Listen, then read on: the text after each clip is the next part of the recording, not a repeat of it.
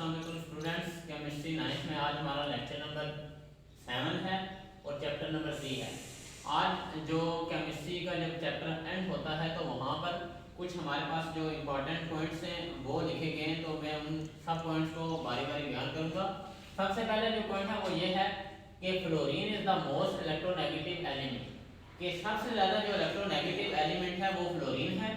और ये जो क्वेश्चन है ये ज़्यादातर एमसीक्यूज में पूछा जाता है कि which of the following is the most electronegative element. तो आप बता सकते हैं कि सबसे ज़्यादा जो इलेक्ट्रोनेगेटिव एलिमेंट है वो फ्लोरीन है। इसका मतलब ये है कि फ्लोरीन के पास जब फ्लोरीन किसी भी दूसरे एटम के साथ इलेक्ट्रॉन को शेयर करता है तो उस वक्त फ्लोरीन उन इलेक्ट्रॉन को अपनी तरफ खींचने की सलाहियत सबसे ज़्यादा रखता है। और फ्लोरीन की जो इलेक्ट्रोनेगेटिविटी है वो कितनी है, वो 4 है। सबसे ज़्यादा जो हाईएस्ट इलेक्ट्रोनेगेटिविटी है वो 4 है, वो किसकी है, फ्लोरीन की। इससे कम फिर बाकी एलिमेंट्स की इलेक्ट्रोनेगेटिविटी आती है। अब फ्लोरीन सबसे ज़्यादा इलेक्ट्रोनेगेटिव है, इसका मतलब क्या है? इसका मतलब यह है कि हमारे पास हाइड्रोजन ने फ्लोरीन के साथ जो बॉन्ड बनाया है, कोवलेंट बॉन्ड, इसे हम कहते हैं हाइड्रोजन फ्लोराइड। ये हमारे पास एक एसिड बनती है। अब होता क्या है कि ये दो इलेक्ट्रॉन हैं, ये शेयर हुए हुए हैं। एक इलेक्ट्रॉन ये जो शेयर हुआ है ये हाइड्रोजन का है और दूसरा फ्लोरीन का है। लेकिन ये इलेक्ट्रॉन का जो एक पेयर शेयर हुआ है ये ज्यादा फ्लोरीन की तरफ है, क्योंकि फ्लोरीन ज्यादा इलेक्ट्रोनेगेटिव है, इसकी इलेक्ट्रोनेगेटिविटी ज्यादा है।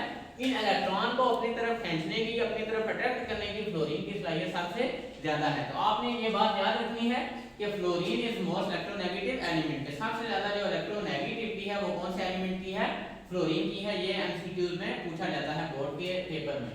अब उसके बाद जो दूसरा हमारे पास पॉइंट है वो ये है कि chlorine has highest electron affinity, कि इलेक्ट्रॉन एफिनिटी जो सबसे ज्यादा है वो किसकी है, क्लोरीन की। इसका मतलब ये है कि जब क्लोरीन एटम में कोई भी जब इलेक्ट्रॉन जो ऐड होता है तो जो एनर्जी हमारे पास रिलीज होती है वो एनर्जी सबसे ज्यादा कब रिलीज होती है, जब हम जो कोई भी इलेक्ट्रॉन है वो ऐड करते हैं क्लोरीन एटम में। और दूसरी बात यह है कि क्लोरीन की जो इलेक्ट्रॉन एफिनिटी है वो कितनी है, वो है -349। इसका मतलब ये है, मैंने आपको पहले बताया था जब हमारे पास इलेक्ट्रॉन एफिनिटी का जो टॉपिक था उसमें ये कि माइनस इलेक्ट्रॉन एफिनिटी के साथ उस वक्त आता है जब एनर्जी अब्जॉर्ब होती है। जब एनर्जी रिलीज होती है, जब एनर्जी अब्जॉर्ब होती है तो उस वक्त प्लस आता है, और जब एनर्जी रिलीज होती है तो उस वक्त हमारे पास क्या आता है, माइनस आता है। तो सबसे ज्यादा जो एनर्जी रिलीज होती है तो सबसे ज्यादा इलेक्ट्रॉन एफिनिटी है वो किसकी है, वो क्लोरीन की है। जब क्लोरीन में कोई भी एटम क्या करता है, अपना इलेक्ट्रॉन इसे देता है, इलेक्ट्रॉन ऐड होता है क्लोरीन में, तो हमारे पास क्या होता है, -349 किलो जूल पर मोल एनर्जी वो रिलीज होती है। अब उसके बाद जो अगला हमारे पास पॉइंट है वो ये है कि noble gases have high ionisation energies, कि नोबल गैसेस की जो आयोनाइजेशन एनर्जी है वो सबसे ज्यादा होती है। यहाँ पर मैं जो एक हमारे पास नोबल गैस है आर्गन, उसकी मैं वैल्यू लिखूंगा आयोनाइजेशन एनर्जी की। उसकी आयोनाइजेशन एनर्जी की जो हमारे पास वैल्यू है वो आती है 1529। हमारे पास एक एलिमेंट है आर्गन, उसकी जो आयोनाइजेशन एनर्जी की वैल्यू है वो है 1529। तो ये हमारे पास बहुत ज्यादा जो वैल्यू है किसकी, आयोनाइजेशन एनर्जी की। तो नोबल गैसेस की क्या होती है, हाई आयोनाइजेशन एनर्जी होती है, इनकी आयोनाइजेशन एनर्जी बहुत ही ज्यादा होती है। उसके साथ हमने ये देखना है कि दूसरी बात जो लिखी है वो ये है कि बट पॉजिटिव इलेक्ट्रॉन एफिनिटी। इसका मतलब ये है कि इनकी जो इलेक्ट्रॉन एफिनिटी की हमारे पास वैल्यू है वो क्या होती है, बहुत कम होती है। मिसाल के तौर पे हमारे पास एक एलिमेंट है जो नोबल गैस है नियॉन, उसकी जो हमारे पास इलेक्ट्रॉन एफिनिटी है उसकी जो वैल्यू है वो अप्रोक्सीमेटली 0 है। इसका मतलब क्या है कि वो बहुत लो है। जितनी इलेक्ट्रॉन एफिनिटी लो होती है इसका मतलब है कि वो पॉजिटिव इलेक्ट्रॉन एफिनिटी है। तो हमारे पास क्या होता है, नोबल गैसेस की आयोनाइजेशन एनर्जी बहुत ज्यादा है। मैंने एक नोबल गैस है आर्गन, उसकी आयोनाइजेशन एनर्जी लिखी है 1529 जो किलो जूल पर मोल।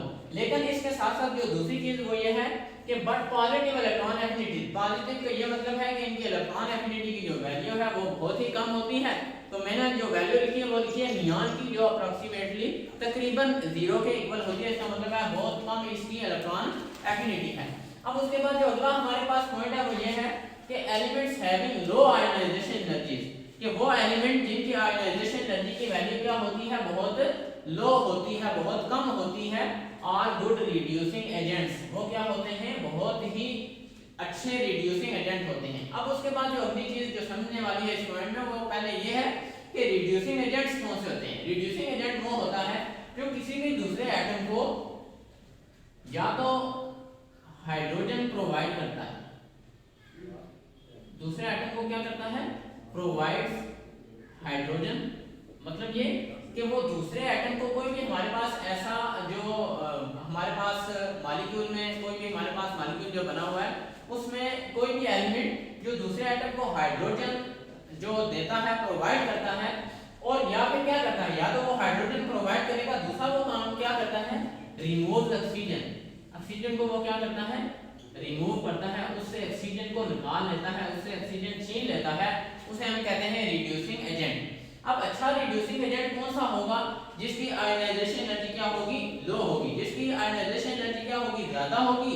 इसका मतलब यह है कि वो अच्छा रिड्यूसिंग एजेंट नहीं है। मिसाल के तौर पे हमारे पास जो एक वैल्यू लिखी हुई है क्लोरीन की, मैं यहाँ पर वैल्यू लिखता हूँ और ब्रोमीन की यहाँ पर आयनाइजेशन एनर्जी की वैल्यू लिखता हूँ। हमारे पास क्लोरीन की जो आयनाइजेशन एनर्जी की वैल्यू है वो है 1251, ये क्लोरीन की जो आयनाइजेशन एनर्जी की वैल्यू है, और इसी तरह ब्रोमीन की जो आयनाइजेशन एनर्जी है उसकी वैल्यू है 1143। अब देखें हमारे पास जो आयनाइजेशन एनर्जी की वैल्यू लो है वो है ब्रोमीन की। इसका मतलब है कि ब्रोमीन ज्यादा अच्छा रिड्यूसिंग एजेंट है एज कंपेयर टू क्लोरीन, ठीक है, जो ब्रोमीन है वो ज्यादा अच्छा रिड्यूसिंग एजेंट है। इसका मतलब क्या है कि ब्रोमीन हाइड्रोजन जो है ना वो किसी दूसरे एलिमेंट को, किसी दूसरे एटम को प्रोवाइड करने में क्या होगा, बहुत अच्छा होगा, वो दूसरे एटम को हाइड्रोजन प्रोवाइड करेगा, और इसी तरह या फिर वो क्या करेगा, दूसरे एटम से ऑक्सीजन जो रिमूव करेगा वो भी बहुत इजीली करेगा, वो बहुत अच्छे से क्या करेगा कि दूसरे एटम से ऑक्सीजन क्या करेगा, रिमूव करेगा, या तो उसे वो ऑक्सीजन प्रोवाइड करे और या फिर उसे क्या करे, वो ऑक्सीजन हाइड्रोजन प्रोवाइड करे और ऑक्सीजन को क्या करे, रिमूव करे। तो इस काम में क्या होगा, ब्रोमीन ज्यादा अच्छा होगा एज कंपेयर टू क्लोरीन। उसकी वजह क्या है कि ब्रोमीन की आयनाइजेशन एनर्जी कम है और क्लोरीन की आयनाइजेशन एनर्जी ज्यादा है। जितनी आयनाइजेशन एनर्जी कम होगी इसका मतलब है कि वो एटम उसका वो इतना ही अच्छा रिड्यूसिंग एजेंट होगा। अब उसके बाद अगले जो हमारे पास लास्ट पॉइंट है वो क्या है कि elements having higher electron affinity, कि वो एलिमेंट जिनकी इलेक्ट्रॉन एफिनिटी की वैल्यू क्या होती है, बहुत ही ज्यादा होती है, आर गुड ऑक्सीडाइजिंग एजेंट, वो क्या होते हैं, अच्छे ऑक्सीडाइजिंग एजेंट होते हैं। अब आपने एक बात जो याद रखनी, यहाँ पर भी हमने देखना है कि ऑक्सीडाइजिंग एजेंट क्या होता है। तो ऑक्सीडाइजिंग एजेंट बिल्कुल ही उलट होता है किसके, रिड्यूसिंग एजेंट के। ऑक्सीडाइजिंग एजेंट कौन सा होता है, जो क्या करे, प्रोवाइड ऑक्सीजन, जो ऑक्सीजन क्या करता है, प्रोवाइड करता है, ठीक है, मतलब देता है, किसी दूसरे एलिमेंट को क्या करता है, ऑक्सीजन, एटम को ऑक्सीजन देता है, उसे हम कहते हैं ऑक्सीडाइजिंग एजेंट। ऑक्सीडाइज का मतलब ये है कि ऑक्सीजन देना। अब उसके बाद क्या है, जो दूसरी चीज वो क्या है हमारे पास कि ये ऑक्सीजन तो देता है लेकिन क्या करता है, रिमूव हाइड्रोजन, हाइड्रोजन को क्या करता है, रिमूव करता है, हाइड्रोजन निकाल लेता है। देखें प्रोवाइड हाइड्रोजन था जो रिड्यूसिंग एजेंट था, यहाँ पर क्या है, प्रोवाइड ऑक्सीजन, एक दूसरे को उलट है। यहाँ पर रिमूव ऑक्सीजन था रिड्यूसिंग एजेंट, ऑक्सीडाइजिंग एजेंट क्या आ गया, रिमूव हाइड्रोजन आ गया, ठीक है। तो आपको ऑक्सीडाइजिंग एजेंट का पता चल गया कि जो ऑक्सीजन दे और हाइड्रोजन ले, हाइड्रोजन को रिमूव करे, उसे हम कहते हैं ये क्या है, ऑक्सीडाइजिंग एजेंट है। अब जो पॉइंट में क्या बात बताई गई है वो ये है कि element having higher electron affinity, कि वो एलिमेंट जिनकी इलेक्ट्रॉन एफिनिटी की वैल्यू क्या होती है, ज्यादा होती है, वो क्या होते हैं, आर गुड ऑक्सीडाइजिंग एजेंट। मिसाल के तौर पे हमारे पास जो एक एलिमेंट है क्लोरीन, उसकी इलेक्ट्रॉन एफिनिटी की वैल्यू है -349 किलोजूल पर मोल, ये उसकी इलेक्ट्रॉन एफिनिटी की वैल्यू है हमारे पास क्लोरीन की। उसके बाद जो अगली चीज है वो क्या है, इसके साथ हमारे पास फ्लोरीन है। अब फ्लोरीन की इलेक्ट्रॉन एफिनिटी की जो वैल्यू है वो है -328 किलोजूल पर मोल। अब देखें क्लोरीन की इलेक्ट्रॉन एफिनिटी ज्यादा है, फ्लोरीन की इलेक्ट्रॉन एफिनिटी कम है। इसका मतलब यह है कि क्लोरीन अच्छा ऑक्सीडाइजिंग एजेंट है as compare to fluorine, fluorine के मुकाबले में क्लोरीन हमारे पास अच्छा ऑक्सीडाइजिंग एजेंट है। अब इसका क्या मतलब है कि क्लोरीन किसी दूसरे एटम को ऑक्सीजन प्रोवाइड करने में बहुत ही रुचि महसूस करता है, मतलब वो बहुत अच्छा है किसी दूसरे एटम को ऑक्सीजन प्रोवाइड करने में, और इसी के साथ वो किसी दूसरे एटम से हाइड्रोजन को रिमूव करने में भी क्या है, बहुत ही अहम जो है किरदार अदा करता है। फ्लोरीन क्या करता है, ऑक्सीजन प्रोवाइड करेगा बहुत इजीली और हाइड्रोजन को क्या करेगा, रिमूव करेगा बहुत ही इजीली। ये काम है किसका, क्लोरीन का। इसकी वजह क्या है कि क्लोरीन की जो इलेक्ट्रॉन एफिनिटी है वो बहुत ही ज्यादा है, सबसे ज्यादा है। फ्लोरीन की इलेक्ट्रॉन एफिनिटी कम है। फ्लोरीन भी रिड्यूसिंग एजेंट होगा, लेकिन जो स्ट्रॉन्ग रिड्यूसिंग एजेंट होगा, जो अच्छा रिड्यूसिंग एजेंट होगा वो क्लोरीन होगा, क्योंकि क्लोरीन के इलेक्ट्रॉन एफिनिटी की वैल्यू क्या है, वो बहुत ही ज्यादा है एज कम्पेयर टू फ्लोरीन। अब जो हम इन पॉइंट्स को देखते हैं तो मैंने आपको पहले बता दिया कि ये जो बोर्ड पेपर्स में एमसीक्यूज आते हैं उनमें ये हमारे जो सारे पॉइंट्स हैं वो बहुत ही अहम हैसियत रखते हैं। अब हमने देखना है कि सबसे पहले हमने ये पढ़ा कि fluorine is most electronegative element, कि फ्लोरीन की इलेक्ट्रोनेगेटिविटी क्या होती है, सबसे ज्यादा होती है। वो इलेक्ट्रॉन का वो पेयर जो शेयर होता है उसे अपनी तरफ खींचने की सलाहियत सबसे ज्यादा रखता है। और दूसरी बात हमने ये पढ़ी कि क्लोरीन है हाईएस्ट इलेक्ट्रॉन एफिनिटी, कि क्लोरीन की इलेक्ट्रॉन एफिनिटी क्या होती है, सबसे ज्यादा होती है। मतलब ये कि जब क्लोरीन में क्या होता है, कोई भी इलेक्ट्रॉन ऐड होता है उसके आउटर मोस्ट शेल में, तो हमें बहुत ही ज्यादा एनर्जी मिलती है, एनर्जी बहुत ही ज्यादा रिलीज होती है और उसके इलेक्ट्रॉन एफिनिटी की जो वैल्यू है वो क्या है, -349 किलोजूल पर मोल, जो सबसे ज्यादा है। उसके बाद अगली चीज हमने ये पढ़ी कि नोबल गैसेस है हाई आयोनाइजेशन एनर्जी, कि नोबल गैसेस की आयोनाइजेशन एनर्जी क्या होती है, बहुत ही ज्यादा होती है, लेकिन पॉजिटिव इलेक्ट्रॉन एफिनिटी। और उसके एग्जांपल मैंने दी कि आर्गन की हमारे पास 1529 है आयोनाइजेशन एनर्जी, लेकिन उसी के साथ जो एक और दूसरी नोबल गैस है नियॉन, उसकी जो इलेक्ट्रॉन एफिनिटी है वो अप्रोक्सीमेटली 0 है, तकरीबन 0 के इक्वल है। उसके बाद जो अगला पॉइंट वो ये है कि element having low ionisation energy, कि वो एलिमेंट जिनकी आयोनाइजेशन एनर्जी की वैल्यू क्या होती है, कम होती है, और गुड रिड्यूसिंग एजेंट्स, वो क्या होते हैं, अच्छे रिड्यूसिंग एजेंट होते हैं। रिड्यूसिंग एजेंट मैंने आपको बता दिया क्या होता है, कि जो ऑक्सीजन प्रोवाइड करता है और जो हाइड्रोजन प्रोवाइड करता है और ऑक्सीजन को क्या करता है, रिमूव करता है, वो रिड्यूसिंग एजेंट होता है। तो हमने यहाँ पर क्लोरीन की जो हमारे पास आयोनाइजेशन एनर्जी उसकी वैल्यू लिखी 1251, ब्रोमीन की लिखी 1143। अब ब्रोमीन की हमारे पास जो आयोनाइजेशन एनर्जी की वैल्यू कम है, इसका मतलब है ब्रोमीन अच्छा रिड्यूसिंग एजेंट है, वो अच्छे तरीके से हाइड्रोजन इजीली किसी दूसरे एलिमेंट को प्रोवाइड करेगा, एटम को प्रोवाइड करेगा और ऑक्सीजन किसी दूसरे एटम से इजीली रिमूव करेगा। अब उसके बाद जो लास्ट पॉइंट वो ये है कि element having higher electron affinity, वो एलिमेंट जिनकी इलेक्ट्रॉन एफिनिटी की वैल्यू क्या होती है, ज्यादा होती है, और गुड ऑक्सीडाइजिंग एजेंट, वो अच्छे ऑक्सीडाइजिंग एजेंट होते हैं। मैंने आपको बताया कि ऑक्सीडाइजिंग एजेंट बिल्कुल उलट होता है किसके, रिड्यूसिंग एजेंट के। ऑक्सीडाइजिंग एजेंट वो होता है जो ऑक्सीजन प्रोवाइड करता है किसी दूसरे एटम को, एलिमेंट को, और हाइड्रोजन क्या करता है, उससे रिमूव करता है। इसके मैंने आपको एग्जांपल दी कि क्लोरीन की सबसे ज्यादा इलेक्ट्रॉन एफिनिटी है -349 किलोजूल पर मोल, और इसके मुकाबले में फ्लोरीन की कम है -328। अब इसका मतलब है कि क्लोरीन इजीली क्या करेगा, ऑक्सीजन प्रोवाइड करेगा और इजीली क्या करेगा, हाइड्रोजन को रिमूव करेगा एज कंपेयर टू फ्लोरीन। तो ये हमारे एमसीक्यूज जो आते हैं पॉइंट, ये मैंने डिस्कस किए। उम्मीद है इंशाल्लाह आपको इसकी समझ आ गई होगी। स्टूडेंट्स, अब हमारे पास जो चैप्टर 3 की एक्सरसाइज है उसका पहला क्वेश्चन है हमारे पास कि what was the basis of Mendeleev classification of element, कि मेंडलीव ने जो एलिमेंट को क्लासिफाई किया, जो उसका पीरियोडिक टेबल था, उसकी बेस क्या थी। तो मेंडलीव ने जो हमारे पास जो एलिमेंट्स को उसने क्लासिफाई किया पीरियोडिक टेबल में, उसकी बेस थी एटॉमिक मास। उसने एटॉमिक मास की जो है बेस पे पीरियोडिक टेबल में एलिमेंट को क्लासिफाई किया था। और जो एटॉमिक मास था वो किस में था, वो असेंडिंग ऑर्डर में था। मतलब ये कि जो सबसे कम जिसका एटॉमिक मास आता था वो एलिमेंट सबसे पहले आता था, और उसके बाद जो उससे ज्यादा आता था वो उसके बाद। तो एलिमेंट की जो तरतीब थी वो अकॉर्डिंग टू एटॉमिक मास थी, और एटॉमिक मास को जो उसकी तरतीब थी वो क्या थी, कि असेंडिंग ऑर्डर में था। मतलब ये कि जो सबसे जिस एलिमेंट का एटॉमिक मास सबसे कम होगा वो सबसे पहले आएगा, और जो उसके बाद जो जैसे जैसे एटॉमिक मास बढ़ता जाएगा तो एलिमेंट भी उसके साथ साथ आगे बढ़ते जाएंगे। और उसके बाद जो हमारे पास दूसरा इसका क्वेश्चन है इसी जो एक्सरसाइज का, वो ये है कि what is the statement of modern periodic law, कि मॉडर्न पीरियोडिक लॉ की जो स्टेटमेंट है वो क्या है। तो मॉडर्न पीरियोडिक लॉ की हमारे पास स्टेटमेंट है कि द प्रॉपर्टीज, कि जो एलिमेंट की खसूसियात होती हैं, द प्रॉपर्टीज ऑफ एलिमेंट और periodic function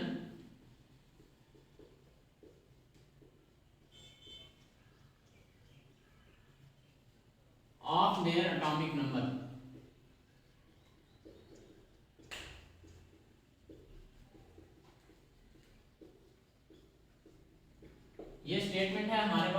जो मॉडर्न पीरियोडिक लॉ, जो हमारे पास पहले पीरियोडिक लॉ था उसकी जो हमारे पास जो उसकी स्टेटमेंट थी उसमें ये डिफर था कि the properties of element are periodic function of their atomic masses, जो पुराना था। अब जो मॉडर्न आया है, जो नया पीरियोडिक लॉ है वो क्या है कि the properties of element are periodic function of their atomic number, कि एलिमेंट की जितनी भी प्रॉपर्टीज हैं वो जो बराबर वक्फे के बाद, जो रेगुलर इंटरवल के बाद जो चेंज होती हैं, वो चेंज किस बेस पे होती है, वो एटॉमिक नंबर की बेस पे होती है। जैसे जैसे एटॉमिक नंबर चेंज होगा उस हिसाब से एलिमेंट की प्रॉपर्टीज भी क्या होती हैं, चेंज होती हैं, या फिर एलिमेंट की प्रॉपर्टीज भी रिपीट होती हैं। तो ये हमारे पास स्टेटमेंट है किसकी, जो मॉडर्न पीरियोडिक लॉ है उसकी स्टेटमेंट है। क्वेश्चन नंबर 2 का ये आंसर है।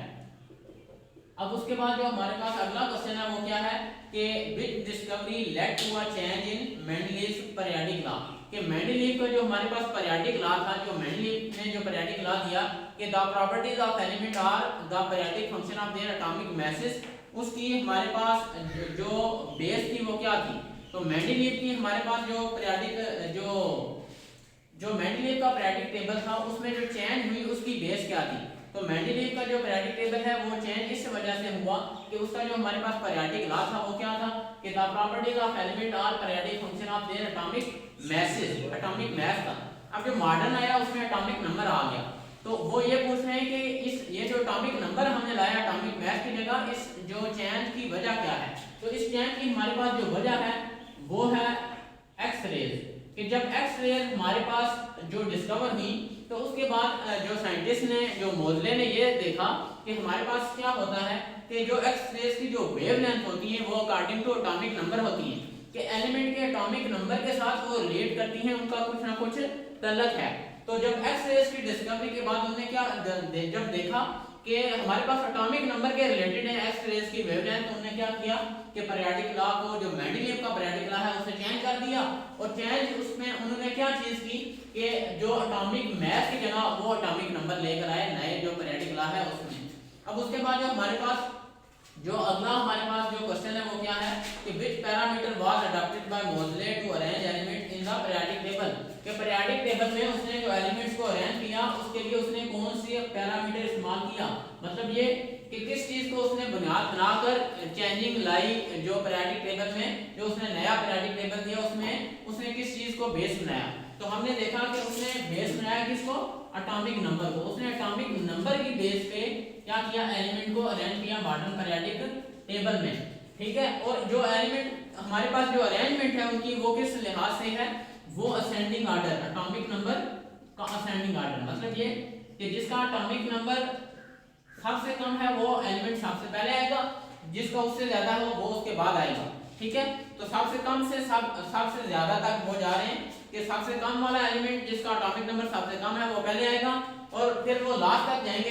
जैसे जैसे एटॉमिक नंबर बढ़ता जाएगा एलिमेंट की जो पोजीशन है वो भी आगे आगे जाती जाएगी। उसके बाद जो हमारे पास अगला क्वेश्चन है वो क्या है कि give the name to the horizontal rows and vertical columns in the periodic table and give one example of each, कि हमारे पास जो पीरियोडिक टेबल है उसका जो पीरियोडिक टेबल में हमारे पास वर्टिकल कॉलम है और जो उसके साथ ग्रुप्स हैं, जो रोज हैं उनका नेम क्या है, उनको क्या नाम दिया गया है, और उसके साथ साथ उनकी एग्जांपल भी पूछी गई है, और हमने देखना है कि उनकी एग्जांपल कैसे आती है और जो उनके नेम है वो क्या है।